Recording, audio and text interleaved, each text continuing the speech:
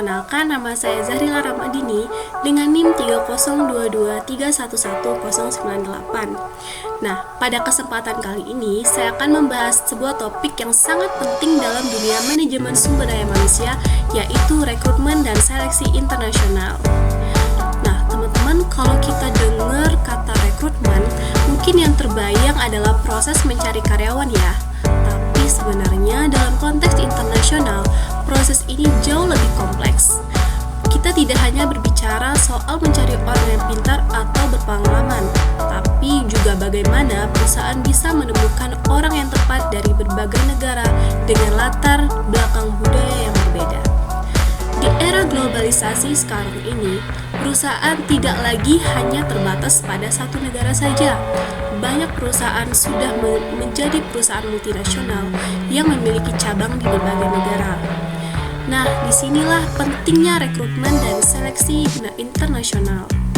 Di video ini, saya akan membahas secara lengkap, mulai dari kenapa sih rekrutmen internasional itu penting, bagaimana prosesnya, apa saja tantangan yang dihadapi, sampai dengan strategi dan inovasi yang Nah, 1. Pentingnya rekrutmen internasional. Kita mulai dari pertanyaan dasar. Kenapa sih rekrutmen internasional itu penting? Pertama, karena pasar global yang dinamis. Saat ini, dunia bisnis berkembang sangat cepat dan tidak terbatas oleh wilayah geografis. Perusahaan bisa beroperasi di banyak negara sekaligus, dan otomatis mereka juga harus bersaing dengan perusahaan dari berbagai belahan dunia. Artinya apa? Artinya, perusahaan harus mempunyai strategi yang kuat, termasuk dalam hal mendapatkan sumber daya manusia terbaik. Kedua, yaitu kebutuhan akan talenta yang beragam. Perusahaan sekarang tidak cukup hanya memiliki karyawan dengan latar belakang yang sama. Justru, keberagaman inilah yang menjadi nilai tambah. Misalnya, orang dari budaya berbeda punya cara pikir yang berbeda. Kemudian, pengalaman internasional bisa membuka perspektif baru.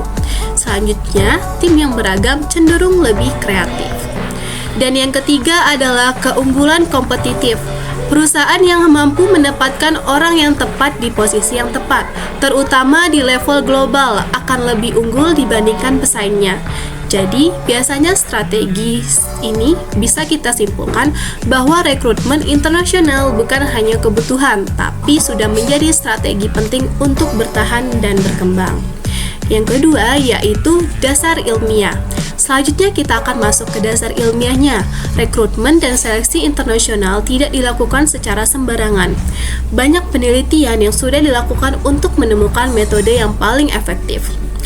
Salah satunya melalui tinjauan literatur sistematis. Apa maksudnya? Ini adalah metode penelitian yang mengumpulkan dan menganalisis berbagai penelitian sebelumnya untuk menemukan pola atau strategi yang baik. Dengan pendekatan ini, perusahaan bisa 1. Menghindari kesalahan dalam perekrutan, 2. Menggunakan metode yang sudah terbukti efektif, 3. Membuat keputusan yang lebih objektif. Selanjutnya yaitu yang ketiga, teknologi dalam rekrutmen. Sekarang kita masuk ke bagian yang sangat relevan dengan zaman sekarang, yaitu teknologi. Perkembangan teknologi digital benar-benar mengubah cara perusahaan merekrut karyawan. Yang pertama adalah portal rekrutmen online. Contohnya seperti platform job portal yang memungkinkan perusahaan memasang lowongan dan kandidat dari seluruh dunia bisa langsung melamar. Yang kedua adalah outsourcing dan job fair internasional. Perusahaan bisa bekerja sama dengan agen rekrutmen atau ikut dalam bursa kerja internasional untuk mendapatkan kandidat yang terbaik. Yang ketiga adalah aplikasi mobile rekrutmen. Sekarang bahkan proses wawancara bisa dilakukan hanya lewat HP secara online, tanpa harus bertemu langsung. Jadi, teknologi membuat proses rekrutmen menjadi lebih cepat, lebih luas jangkauannya, dan lebih efisien. Selanjutnya, peran ekspatriat. Kita akan membahas tentang ekspatriat. Ekspatriat adalah karyawan yang bekerja di luar negara asalnya. Dalam rekrutmen internasional, mereka punya peran penting seperti pertama, menjembatani perbedaan budaya karena mereka sudah punya pengalaman lintas budaya. Kedua, membantu proses seleksi karena mereka bisa menilai apakah kandidat cocok atau tidak dalam konteks global. Nah, ketiga, menciptakan lingkungan kerja yang inklusif. Jadi, ekspatriat bukan hanya pekerja biasa, tapi juga menjadi penghubung antar budaya dalam perusahaan. Nah, selanjutnya yaitu proses rekrutmen. Sekarang kita masuk ke proses rekrutmen. Rekrutmen adalah proses untuk menarik kandidat yang sesuai dengan kebutuhan perusahaan. Ada beberapa tahap. 1. Perencanaan SDM. Perusahaan menentukan kebutuhan tenaga kerja baik sekarang maupun di masa depan. Yang kedua, desain pekerjaan. Menentukan deskripsi pekerjaan dan kualifikasi yang dibutuhkan. Ketiga, penyebaran informasi. Mengumumkan lowongan melalui agen media sosial atau outsourcing. Nah, di tahap ini perusahaan harus pintar memilih channel yang tepat agar bisa menjangkau kandidat yang terbaik. Nah, yang keenam yaitu proses inti. Nah, apa sih proses inti tersebut? Nah, setelah mendapatkan kandidat, masuk ke tahap seleksi. Tahapannya yaitu screening CV, kemudian tes tertulis dan psikotes, kemudian wawancara, dan keputusan akhir dan medical check-up. Nah, yang membedakan seleksi internasional adalah kompleksitasnya, karena kandidat berasal dari berbagai negara standar yang berbeda-beda. Ada perbedaan budaya dan bahasa. Selanjutnya yaitu studi kasus. Ada beberapa contoh perusahaan. Nah, contohnya Unilever. Unilever menggunakan sistem yang terstruktur dan berstandar global. Kemudian Astra International memiliki program magang internasional. Kemudian Mayora menggunakan tahapan seleksi yang lengkap. Dari sini tuh kita bisa lihat bahwa setiap perusahaan punya strategi masing-masing tetapi mengikuti prinsip yang sama. Selanjutnya yaitu dampak pada perusahaan. Apa sih dampaknya pada perusahaan? Nah, rekrutmen yang baik memberikan dampak yang besar. Contohnya yaitu produktivitas meningkat hingga 3 kali. Kemudian turnover turun hingga 50%. Nah, dan ROI-nya pun ikut meningkat. Ini menunjukkan bahwa rekrutmen bukan sekedar HR, tapi investasi strategis. Kemudian tantangannya. Nah, dalam proses seleksi dan rekrutmen internasional itu pasti ada tantangannya. Nah, beberapa tantangan utama. 1. Perbedaan budaya dan bahasa. 2. Regulasi tiap negara. Dan 3. Biaya ekspatriat. Nah, apa sih solusi dan inovasinya? Solusi yang digunakan, ada beberapa solusi yang digunakan. Dan pertama yaitu assessment center. Kedua, wawancara berbasis kompetensi. 3. Dan yang ketiga yaitu gamification. Nah, selanjutnya yaitu keberagaman dan inklusi. Kenapa sih keberagaman itu penting, teman-teman? Karena pertama bisa meningkatkan inovasi, dan meningkatkan loyalitas, dan memahami pasar global. Selanjutnya yaitu analisis lebih dalam. Perbedaan rekrutmen lokal versus internasional. Sekarang kita masuk ke pembahasan yang lebih dalam lagi. Kalau tadi kita sudah membahas proses dan pentingnya rekrutmen internasional, sekarang kita coba bahas dengan dan bandingkan dengan rekrutmen lokal. Kenapa ini penting? Karena banyak orang menganggap bahwa rekrutmen internasional itu sama saja dengan rekrutmen biasa, hanya beda lokasi. Padahal sebenarnya jauh lebih kompleks. Dalam rekrutmen lokal, kandidat berasal dari budaya yang relatif sama, bahasa yang digunakan sama, kemudian regulasi yang diikuti juga oleh satu negara. Sedangkan dalam rekrutmen internasional, pertama ada perbedaan budaya. Misalnya, cara seseorang menjawab saat wawancara di negara barat cenderung lebih langsung dan percaya diri. Sementara di beberapa negara Asia, kandidat cenderung lebih sopan dan tidak terlalu menonjolkan diri. Kalau recruiter tidak memahami ini, bisa saja kandidat yang sebenarnya bagus malah dianggap kurang kompeten. Kedua, perbedaan bahasa. Bahasa bisa menjadi hambatan besar dalam komunikasi, terutama saat wawancara atau tes. Ketiga, perbedaan sistem pendidikan dan pengalaman kerja. Gelar atau pengalaman kerja di suatu negara belum tentu setara dengan negara lain. Jadi, perusahaan harus benar-benar memahami konteks global agar tidak salah dalam mengambil keputusan. Selanjutnya, pentingnya cultural intelligence atau CQ. Nah, dari pembahasan tadi muncul satu konsep penting, yaitu cultural intelligence atau CQ. Apa itu CQ? Nah, CQ adalah kemampuan seseorang untuk memahami, menghargai, dan beradaptasi dengan budaya yang berbeda. Dalam rekrutmen internasional, CQ ini sangat penting baik bagi rekruter maupun kandidat.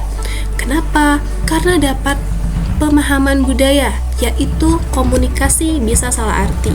Kemudian, penilaian bisa bias dan hubungan kerja bisa terganggu. Nah, contohnya, kontak mata di satu budaya itu dianggap percaya diri, tapi di budaya lain bisa dianggap tidak sopan. Jadi, perusahaan yang sukses biasanya tidak hanya melihat kemampuan teknis, tapi juga kemampuan adaptasi budaya. Selanjutnya, strategi global staffing. Dalam sekarang kita masuk ke strategi yang digunakan perusahaan dalam merekrut tenaga kerja internasional, yaitu strategi global staffing tadi. Nah, ada 3 pendekatan utama nih teman-teman. Yang pertama yaitu ethnocentric approach.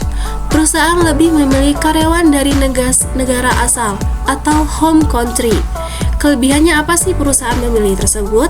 Nah, satu, kontrolnya itu lebih mudah. Kemudian, budaya perusahaan tetap lebih terjaga. Nah, kekurangannya itu apa? Kekurangannya yaitu kurang memahami pasar lokal. Selanjutnya, polycentric approach. Nah, perusahaan merekrut karyawan lokal di negara tempat mereka beroperasi. Kelebihannya itu yaitu lebih memahami budaya lokal tentunya. Kemudian, biaya yang lebih rendah. Nah, kekurangannya apa nih teman-teman? Kekurangannya sulit menjaga konsistensi global. Selanjutnya, geocentric approach. Perusahaan memiliki kandidat terbaik tanpa melihat asal negara. Ini adalah pendekatan paling ideal tapi juga paling kompleks. Karena apa? Karena proses seleksi lebih sulit, kemudian biaya lebih tinggi dan butuh sistem global yang kuat. Selanjutnya, contoh praktis dalam kehidupan nyata. Kalau kita tadi membahas teori, nah sekarang saya akan memberikan contoh praktis dalam kehidupan nyata. Supaya lebih kebayang, kita ambil contoh sederhana. Misalnya ada perusahaan multinasional yang ingin membuka cabang di Jepang. Kalau mereka menggunakan pendekatan ethnocentric, mereka akan mengirim karyawan dari negara asal. Kalau polycentric, mereka akan merekrut orang Jepang. Kalau geocentric, mereka akan memilih kandidat terbaik, bisa dari mana saja, bahkan mungkin bukan dari negara asal maupun Jepang. Nah, dari sini kita bisa melihat bahwa strategi rekrutmen sangat mempengaruhi keberhasilan bisnis suatu negara. Selanjutnya, etika dalam rekrutmen internasional. Selain strategi, ada juga aspek etika yang harus diperhatikan. Dalam rekrutmen internasional, perusahaan harus memastikan bahwa prosesnya adil, transparan, dan tidak diskriminatif. Contohnya, tidak boleh membedakan kandidat berdasarkan ras, gender, atau agama. Nah, selanjutnya, selain itu, perusahaan juga harus memastikan bahwa kandidat mendapatkan informasi yang jelas terkait gaji, kondisi kerja, hak dan kewajiban. Karena jika tidak, bisa menimbulkan masalah hukum di kemudian hari. Nah, selanjutnya, risiko jika rekrutmen gagal. Apa sih yang terjadi jika rekrutmen itu gagal? Sekarang kita bahas sisi sebaliknya. Apa yang terjadi, teman-teman? Dampaknya bisa sangat besar, yaitu pertama, tentu saja kerugian finansial. Karena biaya rekrutmen internasional itu sangat mahal, apalagi kalau melibatkan ekspatriat. Kedua, penurunan kinerja tim. Jika karyawan tidak cocok, maka produktivitas akan menurun. Ketiga, kerusakan reputasi perusahaan, terutama jika terjadi konflik budaya atau masalah hukum. Jadi, kesalahan dalam rekrutmen bukan hanya masalah HR, tapi bisa berdampak ke seluruh perusahaan. Nah, selanjutnya tren masa depan rekrutmen internasional. Sekarang kita lihat nih ke masa depan. Apa saja tren yang akan berkembang? Pertama, penggunaan AI dalam rekrutmen. AI bisa membantu menyaring CV, menganalisis kandidat, bahkan melakukan wawancara awal. Kedua, remote hiring. Perusahaan tidak harus memindahkan karyawan ke negara lain, karena sekarang banyak pekerjaan bisa dilakukan secara remote. Ketiga, global talent pool. Perusahaan bisa merekrut siapa saja dari mana saja. Ini membuat persaingan semakin menjadi ketat, tapi juga membuka peluang yang lebih besar. Nah, kesalahan umum rekrutmen internasional. Beberapa kesalahan yang sering terjadi, yaitu tidak memahami budaya lokal, terlalu fokus pada kemampuan ahli atau teknis, kemudian mengabaikan soft skill, dan tidak melakukan seleksi secara menyeluruh. Kesalahan-kesalahan ini sering dianggap sepele, tapi dampaknya bisa besar. Selanjutnya, pendalaman bagian-bagian krusial dalam wawancara internasional. Nah, sekarang kita perdalam lagi salah satu tahap paling penting dalam seleksi, yaitu wawancara. Wawancara internasional itu sebenarnya tidak sederhana. Tanya jawab biasa. Ada banyak hal yang harus diperhatikan, terutama karena kandidat berasal dari latar belakang yang berbeda. Pertama, cara bertanya dari interviewer. Dalam konteks internasional, pertanyaan harus dibuat sejelas mungkin dan tidak ambigu. Nah, kenapa? Karena perbedaan bahasa bisa menyebabkan salah tafsir. Misalnya, pertanyaan yang terlalu abstrak bisa membuat kandidat bingung, apalagi jika bahasa yang digunakan bukan bahasa ibu mereka. Kedua cara kandidat menjawab di sini penting bagi interviewer untuk tidak langsung menilai dari gaya komunikasi saja. Contohnya, kandidat dari budaya barat biasanya lebih to the point, kandidat dari budaya Asia cenderung lebih sopan dan tidak terlalu menonjolkan diri. Kalau tidak bisa dipahami, bisa terjadi bias penilaian. Ketiga, penggunaan wawancara berbasis kompetensi. Ini adalah teknik wawancara yang menilai pengalaman nyata kandidat di masa lalu. Biasanya menggunakan pendekatan seperti ceritakan pengalaman Anda ketika menghadapi konflik dalam tim. Dari jawaban ini, recruiter bisa melihat cara berpikir kandidat, kemampuan problem solving atau solving problem, kemampuan bekerja dalam tim.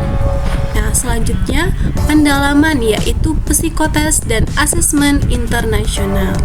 Selain wawancara, ada juga tes atau asesmen.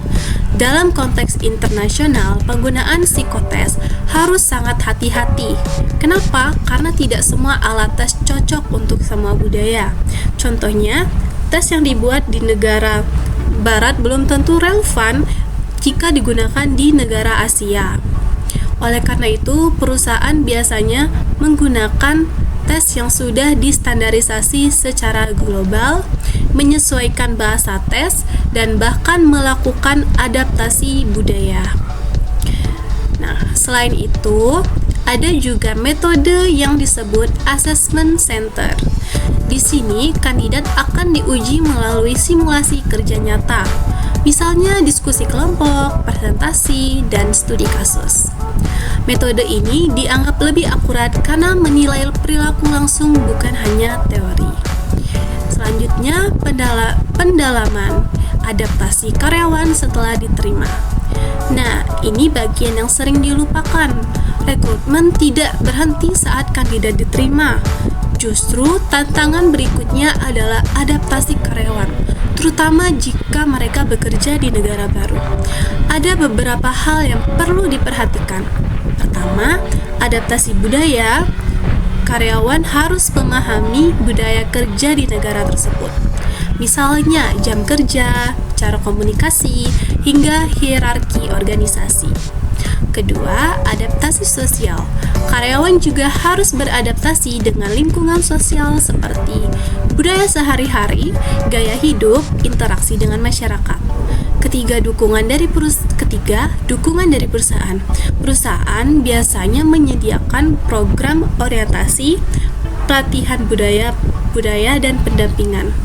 Kalau proses adaptasi ini gagal, maka risiko karyawan keluar akan lebih tinggi.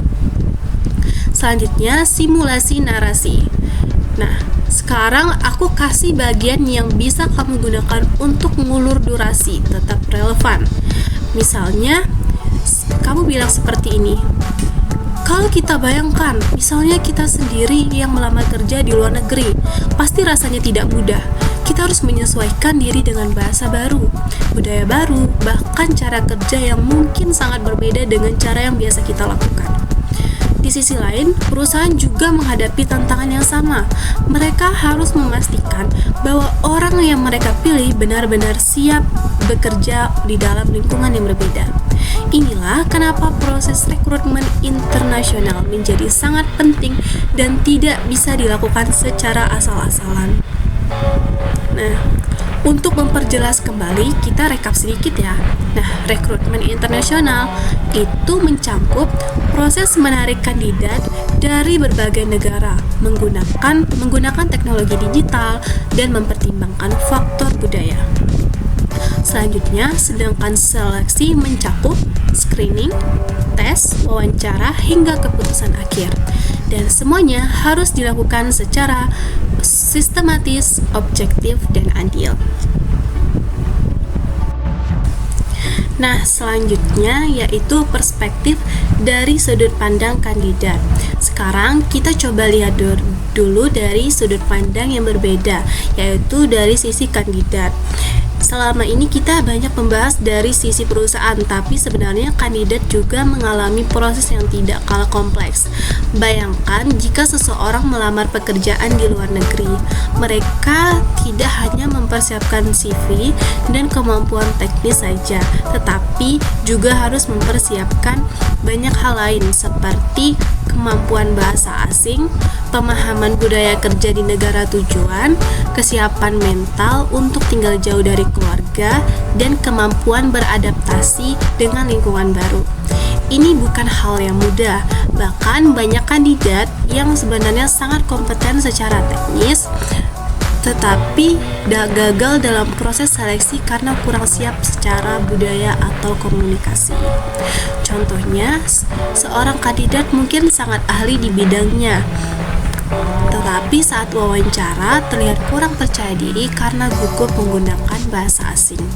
Atau sebaliknya, kandidat terlalu percaya diri hingga dianggap tidak sesuai dengan budaya perusahaan tertentu.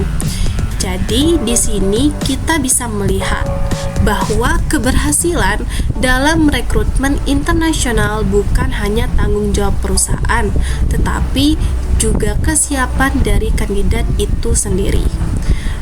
Selanjutnya, pentingnya soft skill dalam rekrutmen internasional. Selanjutnya kita bahas tentang soft skill. Dalam konteks internasional, soft skill seringkali sama pentingnya, bahkan bisa lebih penting daripada hard skill. Kenapa? Karena ketika seseorang bekerja di lingkungan global, mereka akan berinteraksi dengan orang-orang dari berbagai latar belakang. Beberapa soft skill yang sangat penting antara lain kemampuan komunikasi, kemampuan adaptasi, empati terhadap budaya lain, kemampuan bekerja dalam tim multikultural. Misalnya, seseorang mungkin sangat pintar secara teknis, tetapi jika tidak bekerja sama dengan tim dari negara lain, maka kinerjanya tetap tidak optimal. Sebaliknya, seseorang dengan soft skill yang baik biasanya lebih mudah beradaptasi dan berkembang. Selanjutnya, dampak globalisasi terhadap rekrutmen. Kita juga tidak bisa lepas dari pengaruh globalisasi. Globalisasi membuat dunia menjadi semakin terhubung. Perusahaan sekarang bisa merekrut karyawan dari negara mana saja, dan kandidat juga bisa melamar perusahaan di luar negeri dengan lebih mudah. Namun, di sisi lain, globalisasi juga meningkatkan persaingan. Artinya, kandidat harus bersaing dengan pelamar dari seluruh dunia. Perusahaan harus lebih selektif dalam memilih kandidat. Ini membuat proses rekrutmen menjadi semakin kompetitif. Selanjutnya, pesan relektif. Sebagai refleksi, kita bisa bertanya pada diri sendiri, apakah kita sudah siap untuk bersaing di tingkat global? Apakah kita sudah memiliki kemampuan yang dibutuhkan? Tidak hanya dari segi pengetahuan, tetapi juga dari segi sikap dan kemampuan beradaptasi. Karena pada akhirnya dunia kerja di masa depan bukan lagi tentang siapa yang paling pintar, tetapi siapa yang paling mampu beradaptasi dan terus belajar. Sebagai penutup terakhir, saya ingin menegaskan kembali bahwa rekrutmen dan seleksi internasional adalah proses yang sangat penting dalam dunia kerja modern. Dengan memahami konsep ini, kita tidak hanya menjadi lebih siap sebagai calon pekerja, tetapi juga lebih memahami bagaimana perusahaan memilih dan menempatkan talenta terbaiknya. Selanjutnya, kita membahas studi kasus dan pembahasannya.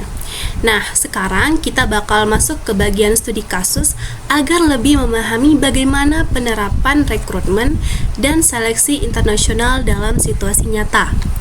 Bayangkan ada sebuah perusahaan multinasional bernama Global Tech. Perusahaan ini berbasis di Eropa dan ingin membuka cabang baru di Indonesia. Untuk itu, mereka membutuhkan seorang manajer operasional yang akan memimpin tim di Indonesia. Perusahaan ini memiliki dua pilihan kandidat. Kandidat A berasal dari negara asal perusahaan, yaitu Eropa. Nah, untuk kemudian memiliki pengalaman kerja yang sangat tinggi.